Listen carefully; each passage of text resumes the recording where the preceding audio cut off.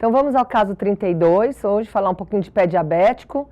Quanto mais cedo a abordagem, melhor, e vocês vão entender por que eu estou falando isso. Queria agradecer aqui ao apoio educacional do Jornal Brasileiro. O Jornal Vascular Brasileiro já é indexado. Convido a todos a emitir suas publicações no nosso Jornal da Sociedade. Então vamos ao caso. Caso é o seguinte: paciente, sexo feminino, 43 anos de idade, obesa, diabética, hipertensa e dislipidêmica. Ela ficou diabética depois de uma pancreatite aguda por hipertrigliceridemia há uns anos atrás. E procurou o hospital, um pronto-socorro, por uma sepse, ela estava em sepse de origem pulmonar. E durante a anamnese relatou um prévio trauma no hálux à direita, que ela vinha tratando em casa cerca de uma semana antes da internação, com cremes e pomadas. Mas ela não tinha percebido a gravidade da situação, como vocês podem ver aqui, ó, no pé. Olha só a lesão do hálux dela, ela disse que bateu 2 vezes esse pé na cama, né? E vinha tratando com cremes e géis desbridantes.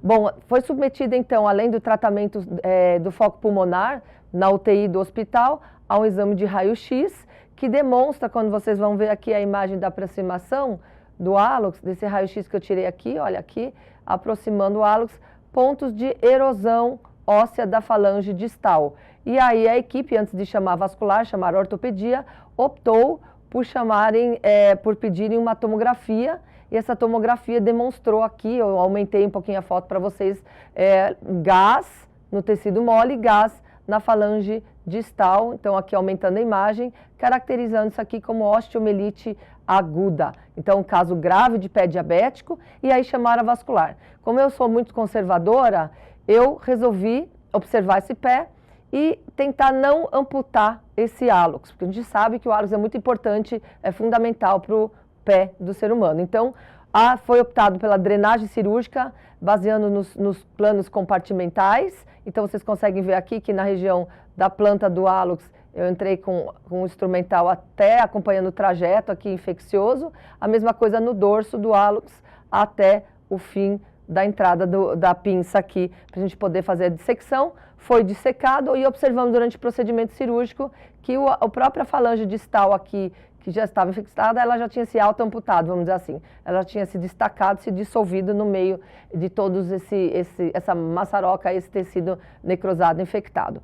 E como eu trabalho com medicina regenerativa, foi optado então por um enxerto autólogo de matriz óssea de medula. Nós colhemos a medula óssea do calcâneo da paciente e na forma líquida ela foi injetada nos tecidos moles na região e ainda utilizada em forma de coágulo no permeio aqui da região que nós vemos aqui, que nós depois suturamos, né? Qual foi o objetivo disso? Controlar a infecção, controlar a inflamação, promover uma angiogênese, a regeneração tecidual um pouquinho mais eficiente, porque ela é diabética, então a cicatrização dela com certeza vai ser um pouco mais difícil do que normalmente seria. E aí vamos à discussão desse caso, né?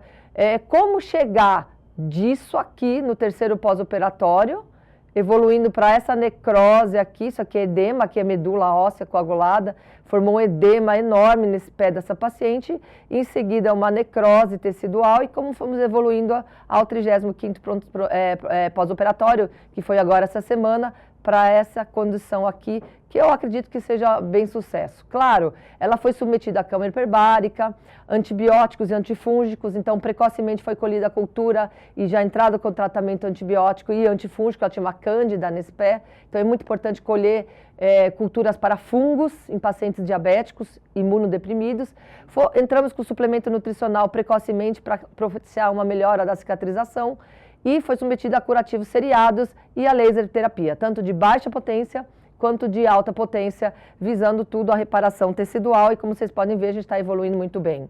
E como que nós nos baseamos para fazer tudo isso chegar nesse sucesso, né? Em 35 dias eu considero isso um sucesso. Então, em primeiro lugar, por que conservar o hálux ou não conservar o hálux? A gente sabe que o hálux é fundamental, então resolvemos tentar, como a falange distal só era envolvida nesse assunto, eu fui me baseando principalmente em 3 conceitos aqui, que eu vou apresentar nesses 3 artigos, tá certo? Esse artigo do Dr. Tardivo e Dr. João Antônio Corrêa, que foi o meu chefe na residência, na FMABC, e aqui foi criado um score prognóstico para avaliação de pé diabético. Ele foi baseado na classificação de Wagner, que vai ver a evolução da necrose de feridas, a localização das úlceras, então quanto mais posterior, como vocês podem ver aqui no desenho, maior a pontuação, ou seja, maior a gravidade, pior o prognóstico de recuperação desse pé, e as sinais de doença periférica, arterial periférica associada sim ou não. Então, em cima disso, criou-se um score de cerca de 32 até 32 pontos,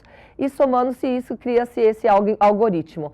E seguindo este algoritmo, baseando aqui, o paciente não era doente periférica, não tinha doença arterial periférica, tinha problemas infecciosos e compõe um score entre 3 a 12, ou seja, anterior, pouco score, não tem doença arterial, pouco score, Wagner tem sim um score razoável, e assim a gente criou isso. Então, teoricamente, por esse score de tardivo, eu poderia partir para um procedimento conservador, como vocês podem ver aqui, submeter o paciente à fototerapia dinâmica e ir reavaliando até ver se eu consigo dominar a infecção, e assim a gente vai refazendo esse score até a gente melhorando o prognóstico do paciente. No entanto, como ela estava internada na UTI, séptica, foco pulmonar, quadro arrastado, não melhorava, nós optamos pela abordagem um pouco mais agressiva, cirúrgica, com o que vocês viram aí que nós fizemos a dissecção, nos guiando por planos. Outra coisa que eu achei interessante aqui,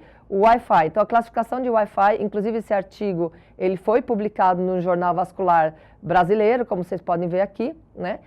Dr. Eliud Garcia, o Zé Roberto, o Walter Boim, a Lorena, né? E o Dr. André Luiz de Souza Barros publicaram essa classificação aqui, onde a gente se baseia em 3 parâmetros básicos. A ferida, evolução, presença ou não, a presença ou não de isquemia, basicamente doença arterial periférica, e a presença de infecção. Então, parecido com o doutor Tardivo. E esse critério de Wi-Fi é muito importante, ele vai pontuando o nível de ferida, o nível de isquemia e o nível de infecção, a gente vai classificando aqui. Então, nós chegamos aqui neste quadrinho aqui para ela, né? Ou seja, gravidade aqui.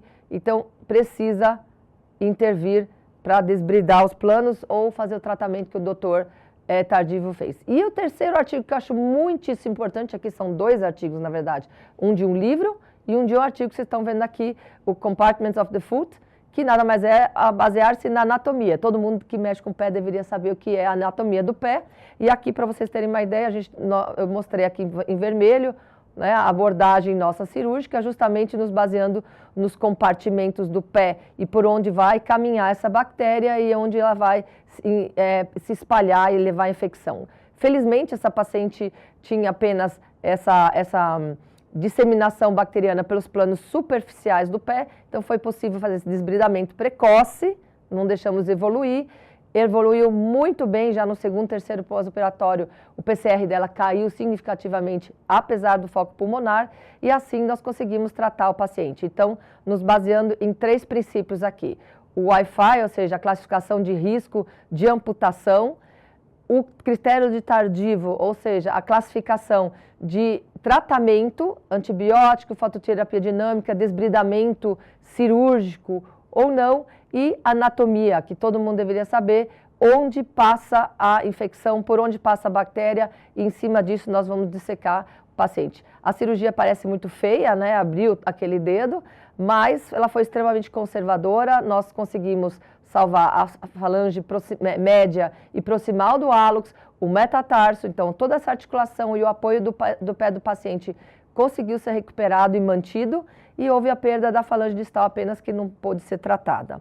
Esse era o caso que eu tinha para apresentar, agradeço muito a oportunidade e aqui ainda vim falar sobre o nosso curso ADFS, que é a mentoria em medicina regenerativa que eu e Dr. Eliud e companhia apresentamos, e vocês podem se inscrever. Muito obrigada.